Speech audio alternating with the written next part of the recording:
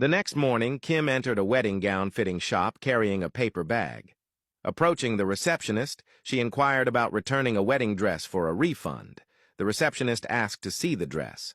After inspecting it, she informed Kim that since the dress had been worn, she could only receive half of the original price.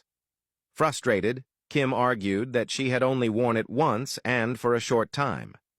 The receptionist stood firm, explaining that rules were rules, and the delay in returning it also played a factor. Reluctantly, Kim agreed to the half-price refund.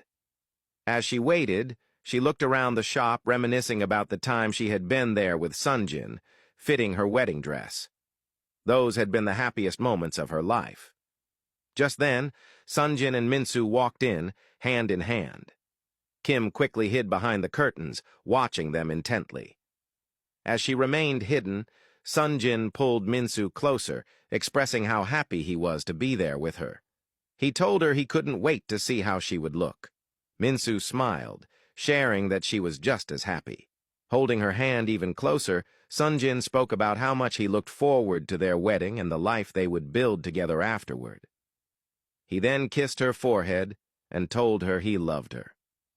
Blushing, Minsu responded that she loved him too. Kim stood there, her heart breaking as she watched them. That could have been her life, and yet it had been stolen from her. To make matters worse, they had the audacity to visit the same wedding gown store she had originally chosen. She considered stepping out to confront them, but held herself back.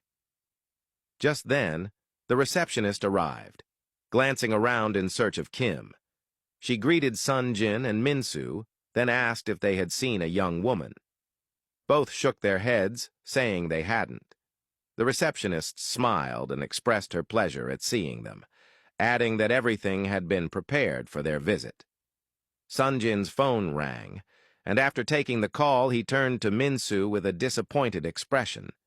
He informed her that there was an emergency at the office that required his immediate attention. Pulling her close once again, he offered to stay since this was such an important day. However, Minsu reassured him with a smile, telling him it was okay for him to go and that she would be fine. Sonjin promised to return as soon as possible and mentioned that he would call Yuna to keep her company so she wouldn't be alone. Minsu assured him that it wasn't necessary. Before leaving, Sonjin gave her a gentle kiss and turned to the receptionist, instructing her to take care of Minsu and provide her with anything she needed. He smiled at Minsu one last time before walking out. The receptionist, still smiling, told Minsu that she was incredibly lucky and that she and Sonjin made a beautiful couple. Minsu thanked her, then took a seat as the receptionist went to confirm that everything was in order. Kim remained hidden, her gaze fixed on Minsu. A deep resentment burned within her. She regretted ever meeting her,